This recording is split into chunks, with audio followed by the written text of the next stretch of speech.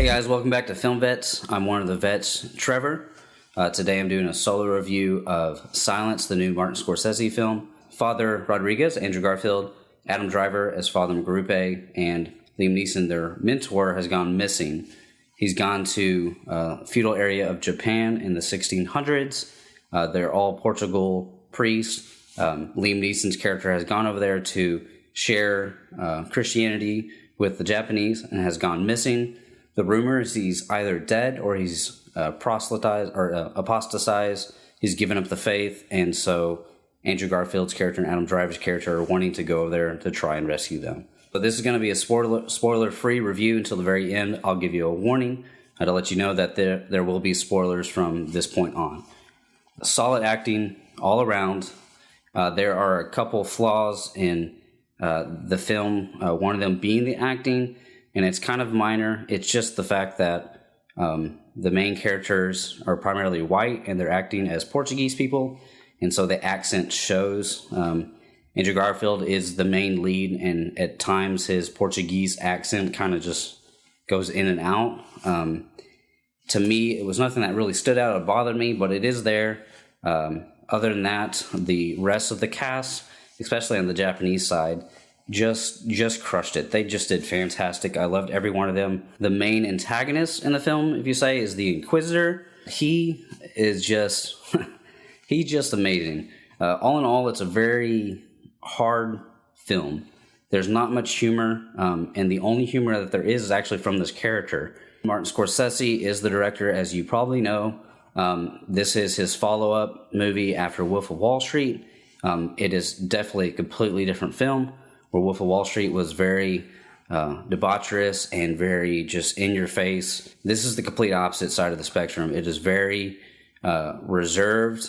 There's not any frenetic camera movement. Every scene is very still and is very quiet, as the movie title says. It is very silent. Throughout the movie, he uses the sounds of the environment essentially as the soundtrack. There's very minimal music, if any at all.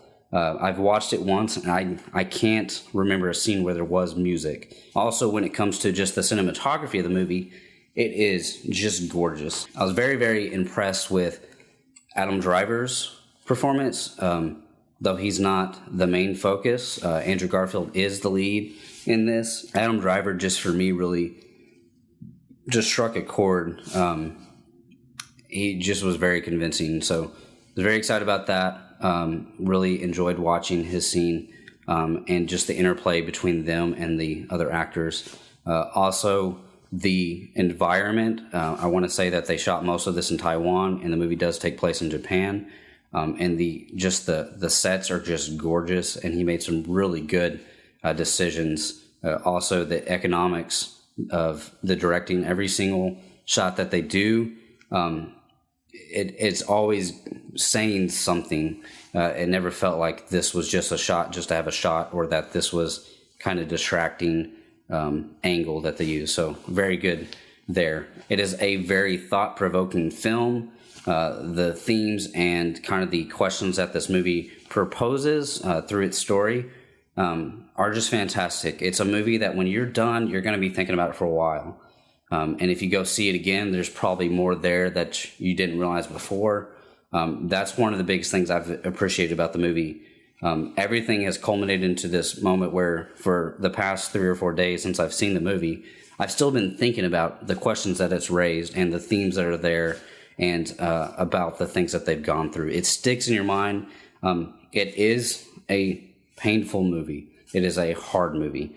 There are deaths in the movie, people getting persecuted for their faith, and it's not always easy to watch. But one of the other good things is Martin Scorsese has just a great way of approaching this, where, say like a movie like Hacksaw Ridge, where it's very in your face with all the gore and the action and the death. This one's more reserved, and so you see some of the stuff, but it never feels like it's over the top. He treats it very respectfully, so that it both impacts you in the way that it should, but never lingers too long. So I appreciated that, and it's also great to see that that Andrew Garfield was in both these movies, and to see him play in these same kind of scenarios where things are difficult and see how the characters play out differently. Now, to move on to the bad, some of the things I didn't like. The movie is 2 hours and 41 minutes, almost 3 hours.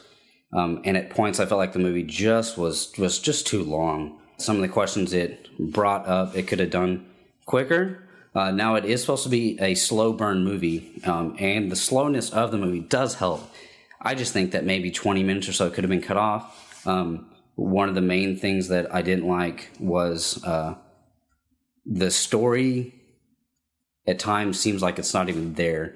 You're just kind of just hanging around and you don't really know why. I'll get more into that later when I do bring up some spoilers, but that's kind of my main thing. It's just the story sometimes just seems to drag and it doesn't seem like there's progression. So being a slow movie, understandable why it's slow, but I think that there should always be progression, even if it is slow progression, which is not there. The other thing is I thought Adam Driver actually did better than Andrew Garfield and would have liked to have seen Andrew Garfield be kind of that secondary role and Adam Driver take that lead seat. I think he just as a person, his body type and his mannerisms actually just fit that role better. Since it is about these young priests getting thrown into this world that they don't know as well. Adam Driver's kind of got that look that says he's a little more boyish, he's a little young, he's a little more naive, and I just thought he would have been better in that role. But Andrew Garfield still does a great job.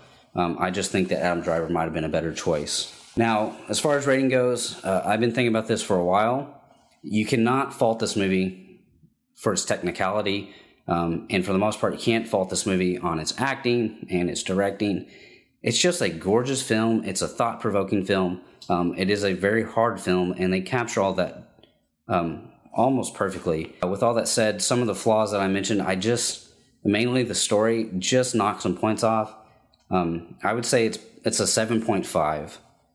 I was thinking about giving it an 8, but when you go to see a movie and the story is the main focus, which I think movies should be, if the story's not there, it makes it harder to watch.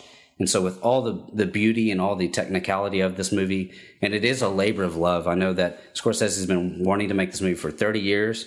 I just think that maybe it just took too long and the story kind of got overlooked some. For the next minute or so, I'm just going to dive into some spoilers to kind of flesh out why some of the bads were bads for me. Two big things for me. One, the movie's called Silence.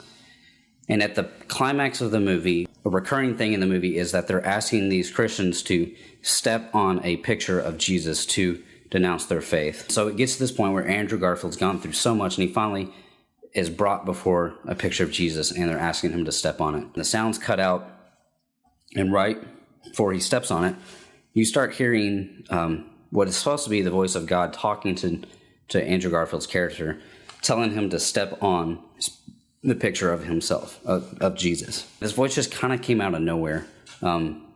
People in the audience as I was watching the movie I heard a few audible, just kind of like, what? It just came out of nowhere. It came out of left field. It didn't feel like it fit the movie. The other thing was because of the slowness of the movie and the story not always keeping pace and progressing, it feels like the movie took a different direction than them going to find Father Frere. That seemed like it was just a jump off point. Eventually, Father Frere does pop back up. And when he does, it didn't feel like they had worked their way up to that. So it just felt like all of a sudden he's here, and now we're just going to go with this third act of the movie that just felt like it didn't really get led up too well. Everything else would just be kind of nitpicking, but those are the two major things for me. We do have a couple more videos coming up in the next couple weeks. We've got a late night hate watch where Rylan and Chris watch Fantastic Four, so go check that out. We've also got a new review coming up for the first episode of Sherlock of season 4. We're really excited about that, and we've also got Rylan reviewing Split, the new M. Night Shyamalan movie.